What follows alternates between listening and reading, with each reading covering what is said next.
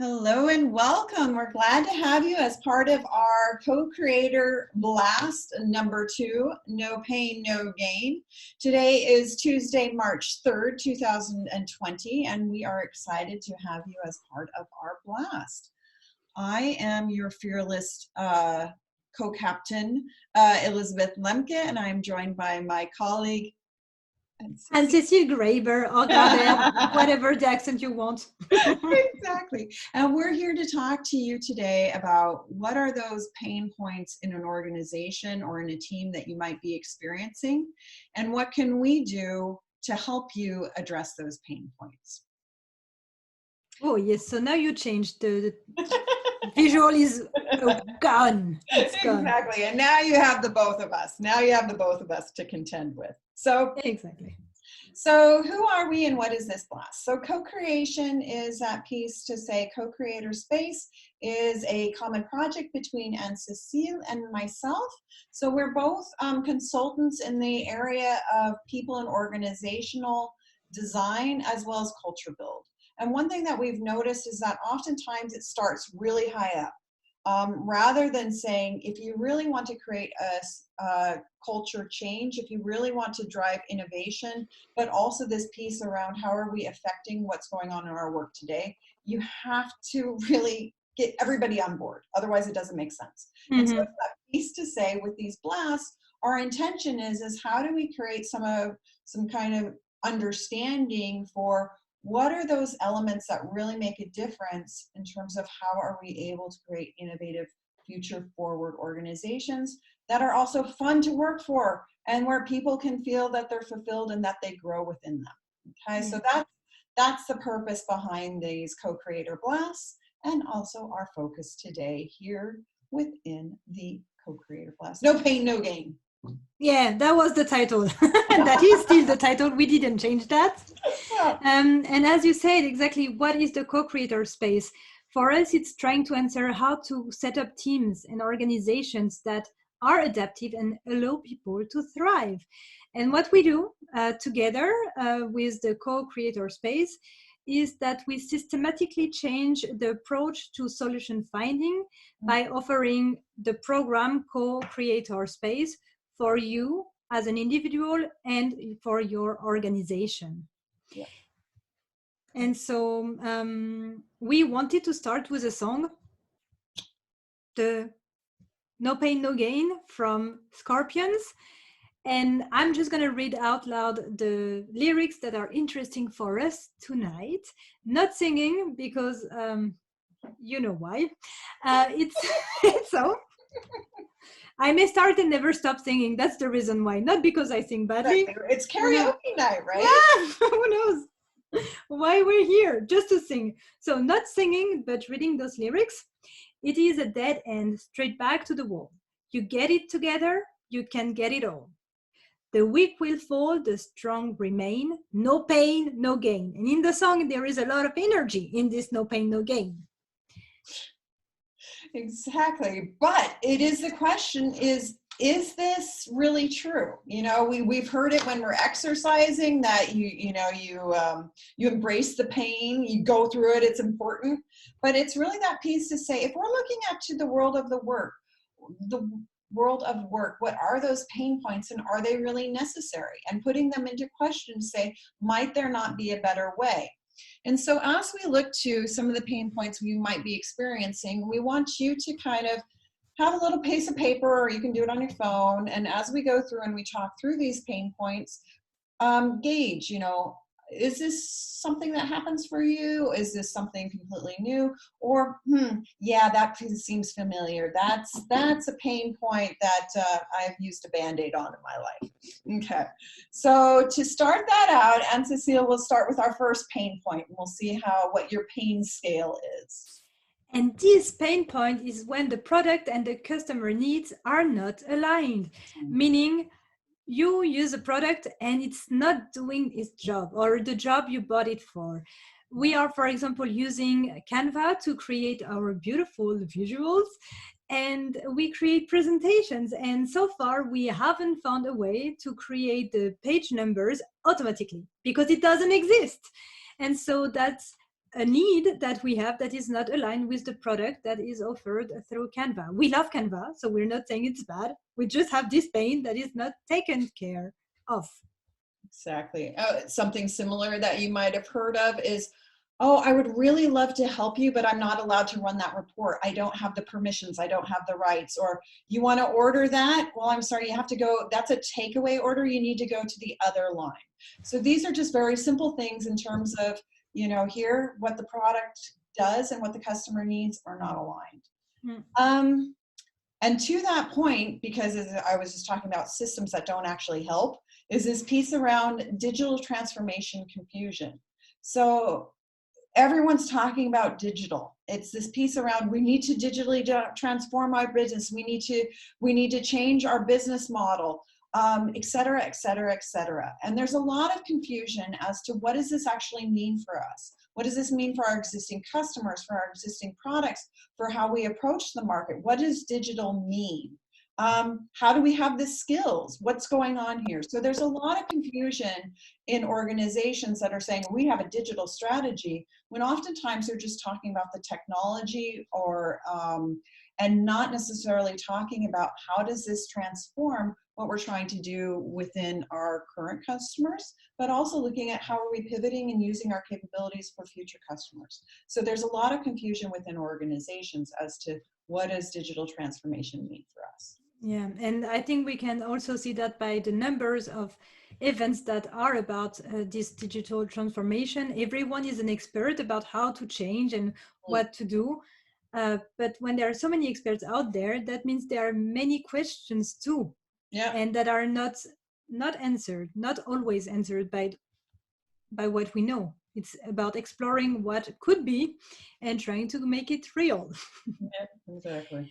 And that's related to the next point, which is the vision and values that you have in your organizations are written on a poster, and they do not match the behavior you have in the organization. And I can only remember some clients I had that had beautiful posters, like the marketing did something awesome. Yep. And when we made a short analysis of what was written there and what was done in the daily business, it was just the opposite. And so they were writing things about being open and agile, and everything was closed, no communication between teams and departments. And those were just empty words. And that's very sad, because those vision and this vision and those values are and should be a way to carry this community within the organization, so that they can work together with those values as a Leitfaden. It's in English, in German, but those lines. Yeah, a common thread throughout the organization. Exactly. Exactly.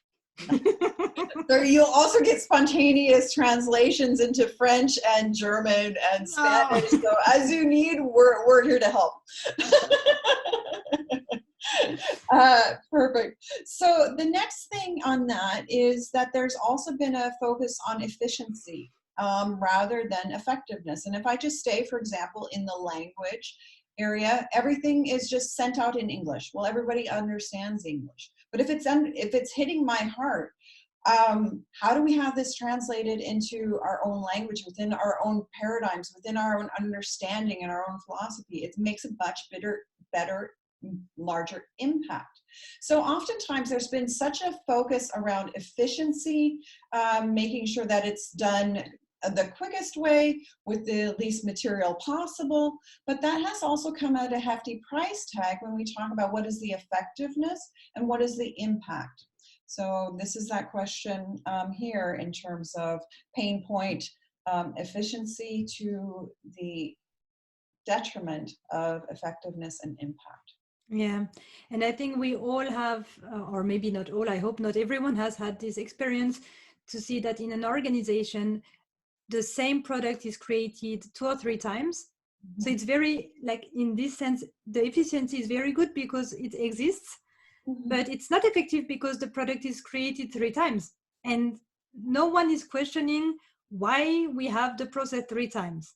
I'll just say onboarding, I'm sure that every organization has at least 90 different types of onboarding processes.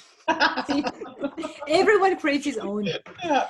And so that's also the related to this part about being afraid of taking risks or of the censure that may occur when you have an idea.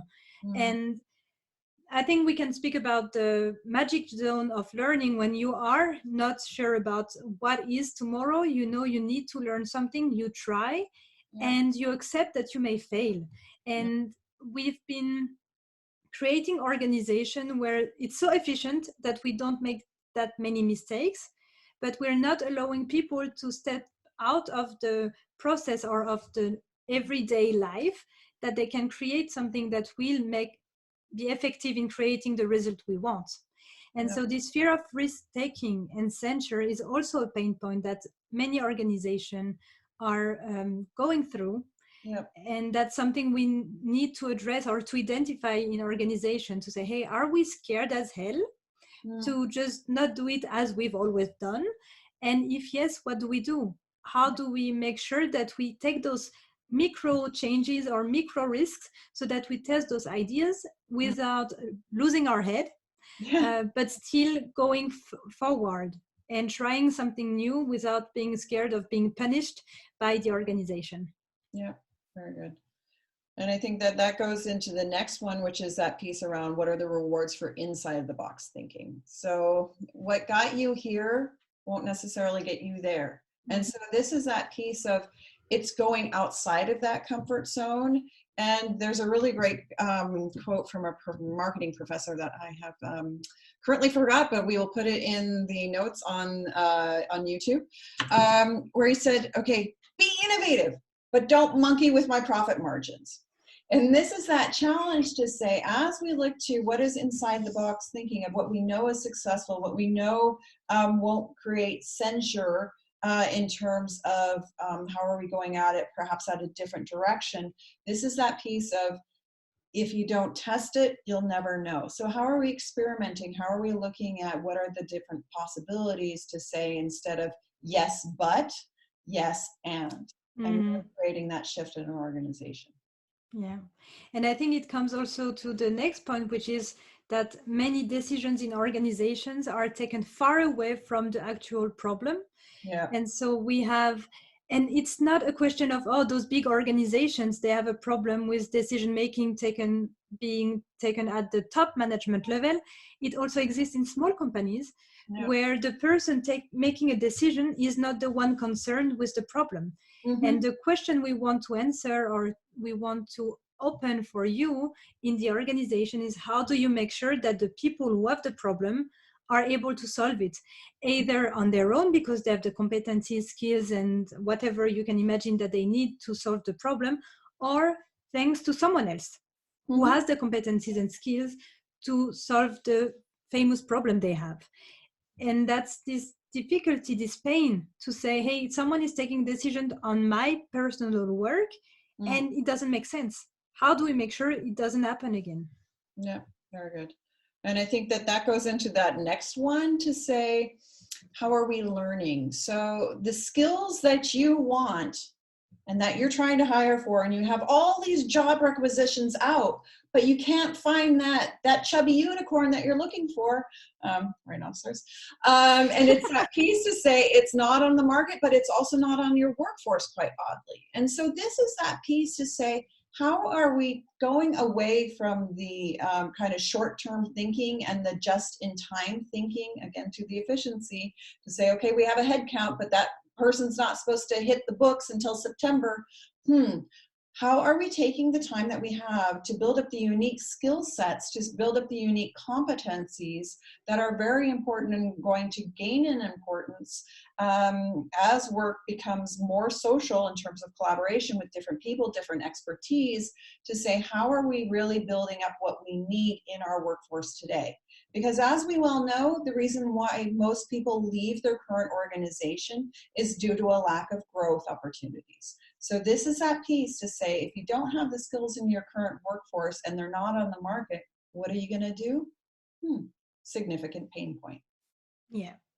And when we talk about talents, there is also the question or the fear and the loathing of the AI, the artificial intelligence that is supposed to kill, I don't know how many % of the jobs that we have today, and the numbers, I think it's 60 or 70% of the jobs that will be existing in 5 or 10 years don't exist yet.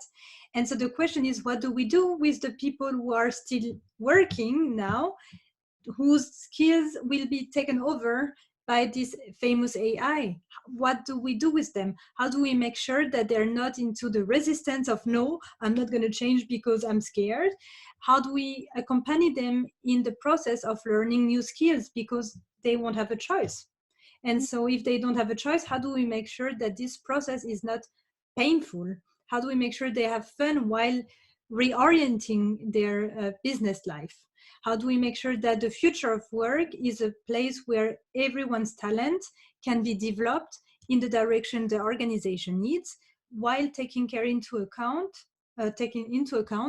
the fact that we have individuals who have also personal expectations, needs, competencies? How do we make sure that the AI becomes a friend, a supporter of our organizational development, and not the enemy that everyone is fighting against? Yeah, exactly. And I think that that's that piece of also understanding, you know, machine learning, how's it supposed to support and help, rather than to say it is going to be augmenting, but it's augmenting. Exactly to your point. How Mm-hmm. So as a counter recommendation, so we've gone through some significant pain points. Exactly. And it's that piece to say, what can we do beyond a Band-Aid? What can we do? What are some counter recommendations to be able to deal with those pain points? So we want to bring in a couple of thoughts, and we're also going to bring in a couple of questions that you can use to gauge your kind of your organization, but also what can you do about it? So the HEC, which is one of the top 5 business schools in Europe, also oddly located in the beautiful city of Paris, where I come from, just for information. We're supporting local. There's this piece to say that there's a strategic shift between comparative competitive advantage and innovative advantage. Now, some of you guys may ask, okay, Liz, what is competitive advantage? Well, it's very easy. There's a good analogy that all of us can stick in our brains. So comparative competitive advantage, picture this. There are 2 hikers. They're hiking in the beautiful woods, and they're going along nicely, and then there's a bear. They see a bear, and all of a sudden the bear starts running after them and starts chasing them. The one hiker spots it, then leans down and ties his tennis shoes and makes sure that they're really tight, and then he starts sprinting. And the other guy he was, going along the woods with says, "What are you doing? Why did you stop to tie your shoes?" And the guy goes, "Well, I don't need to outrun the bear. I only need to outrun you." So that, in a very quick form, is a way to understand comparative competitive advantage. What the HEC is saying is that no longer is the case, because you don't know who your competitor is. As we look to disrupted industries, your competitor can come from a completely different left field that you didn't ever think about. And so it's really that piece to say, what is that innovative advantage that is able to understand what the customer actual needs are, not only their wants, but their actual needs are, and offer creative solutions that the customer is willing to easily adopt and adapt to because they really make sense. And so the HEC said there are 4 things. The first thing is the future innovation winners are going to be the ones who are best able to leverage customer insight. They're the ones who anticipate the trends as to what's coming up. They're able to challenge industrial myths as to, well, we've never done it that way. Can there be a different way? And the 4th area that they really notice a big difference is how are they able to mobilize talent, and how are they able to navigate the talent needs and also build those up. So these are the 4 areas as we look to what is that innovative advantage. Those will really also address a lot of the things around your pain points. The other piece to say within those pain points is to say, how do you get engagement, fulfillment, people really working on these challenges, and really, like as Cecilia said, getting into that learning zone where it's not a fear of learning, but it's also expansive, where it's that piece to say, I can do this. What are the challenges? How am I learning? So we like to compare it to going on a scavenger hunt. Going on a scavenger hunt, you have a very clear common purpose, you have a goal, you have something you want to achieve. There are things that go well, there are things that don't go so well. You're able to tap into different ways of thinking, different approaches, and at the end of the day, celebrate your successes together. And as we look to the future of work, companies and organizations, teams, individuals thrive best and are able to adapt when they're in a very similar situation as to a scavenger hunt. And so this is that piece of how do we, within co-creator space, help enable organizations to have that sense of scavenger huntness as part of the culture at work. Yeah, and I'm thinking about the story about the bear and the two guys running away, or one creating a trap somehow to the other one. Okay, Like, I'm gonna do that, I'm gonna get ready before you, and then you'll die and I won't. And I think in the spirit of co-creation, the idea is to say, in the same situation, what would have happened? Yeah. And I think the guy who saw the bear first would say, hey, be careful, there is a bear here. And maybe the second guy would say, oh, I know that if we want to escape the bear, we just have to throw the food away. And he will follow the food, not us. And then we can survive. And I think that would be the idea of co-creation, is to come together to face the difficulties we have, because at the end of the day, we all want to survive in this forest. And the bear wants to eat, so let's make him happy at the same time. Hence our hashtag adapt and thrive, not only survive. Exactly. And so we also reflected on questions that may help you judge the pain points in your organization. There are 9 of them, and I'm going to go through them. You can just listen, relax, because those questions will be written in the description of the video and on our website under the events blast number 2. So the first question we have for you that you may want to ask for your organization on your own or with your team. And if you answer those questions, do not hesitate to share your answers with us. We would be very happy to hear what you have to say about that.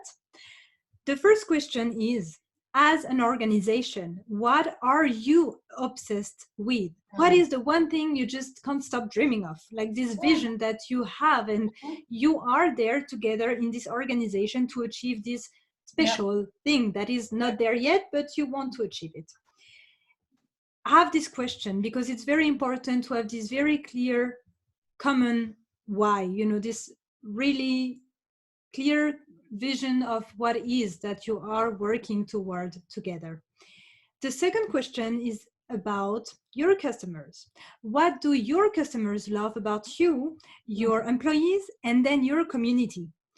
Make sure that you understand why people are coming to you. Are they coming because you're the most awesome product provider, or because you're simply lovely?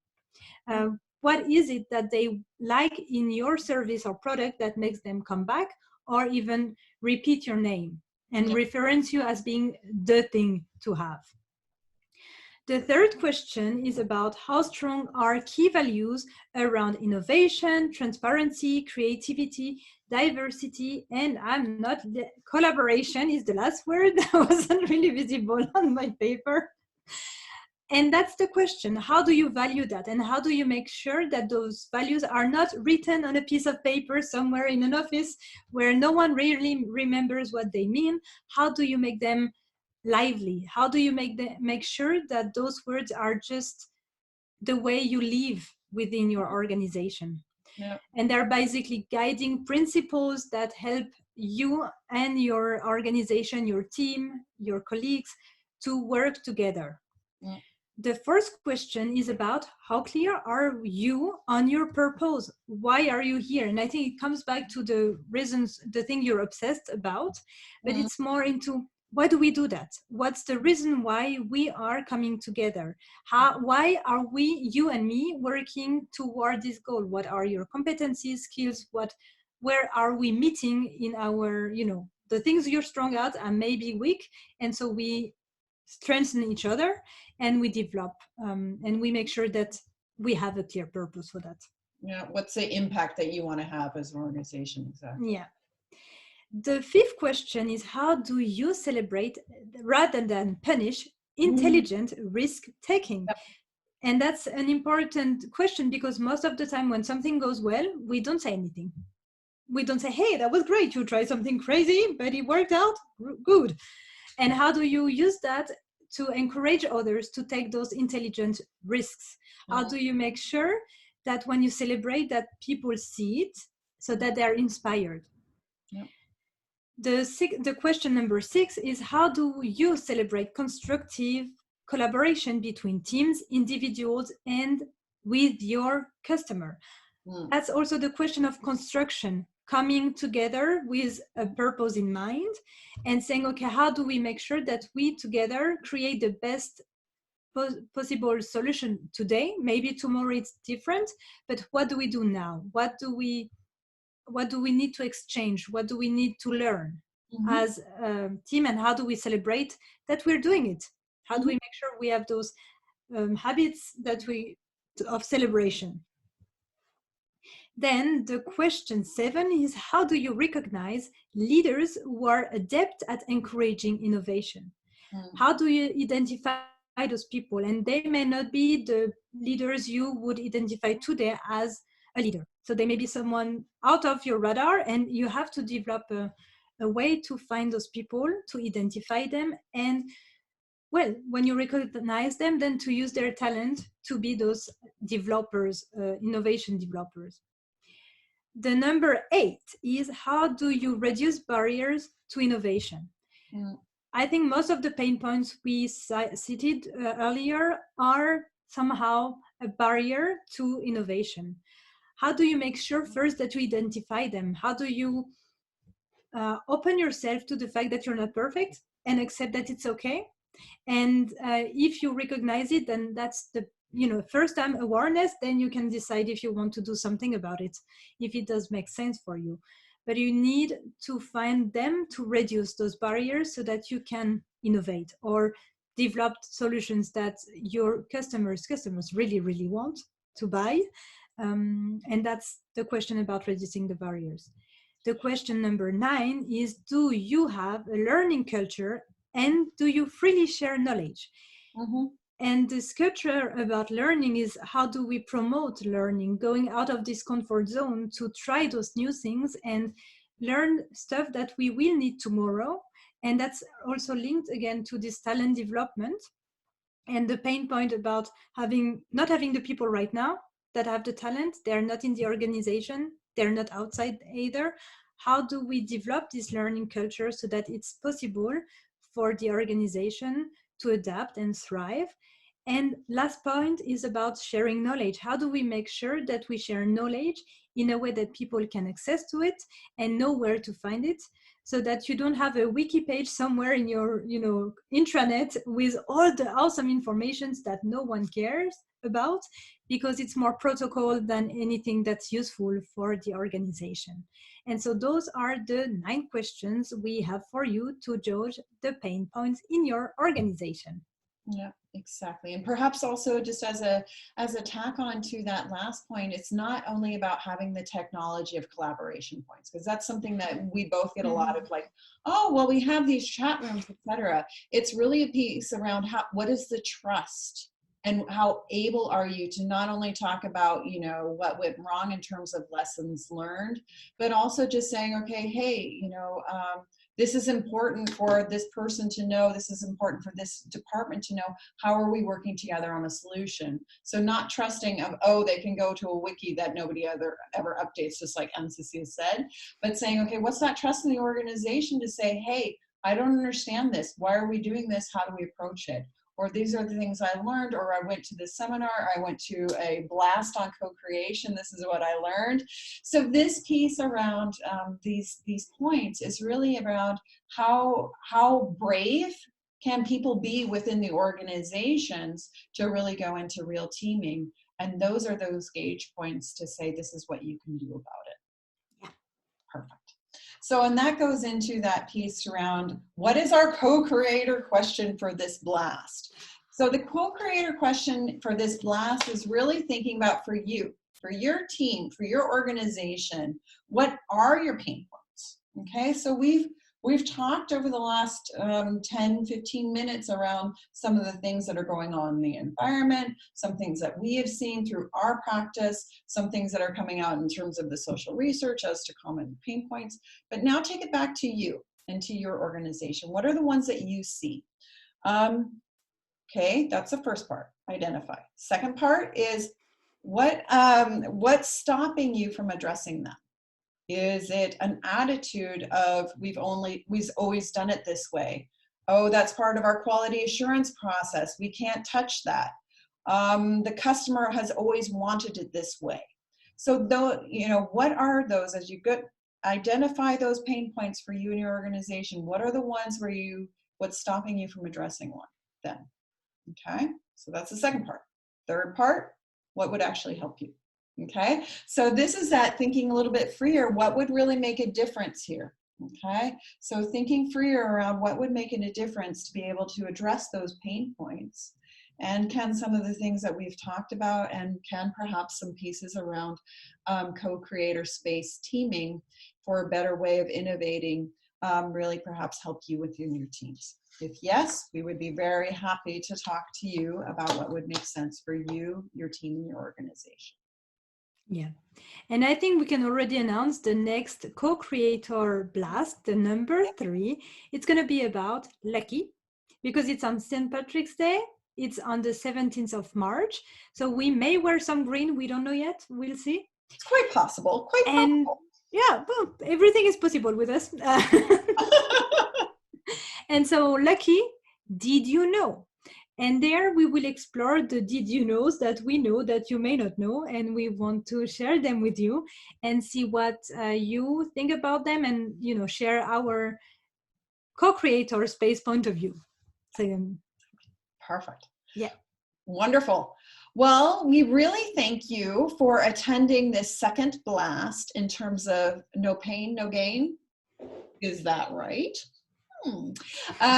So we will be signing off. If you have any questions, please never hesitate to ask either Anne-Cécile or I. You can follow us via multiple channels. So we are on Instagram, which is co-creator.space. You can find us there. You can find us on the web at co-creator.space. You can find us on YouTube via co-creator space. And you can also find us on email, LinkedIn, everywhere where you want to be, that's where we are. Okay, so never hesitate to reach out. We hope you are enjoying these blasts. We hope that you're getting something out of them for your own personal development, and also seeing where can this possibility around entering into that co-creation, how might that be interesting for you and your organization and team. With that, exactly. We thank you. We wish Thank you very much. A wonderful rest of your day, evening, morning, depending upon where you are in the world. And we look forward to the next blast on March 17th, where we'll be getting a little bit of luck and thinking about this piece around did you know? Bye-bye. Thank you. Bye.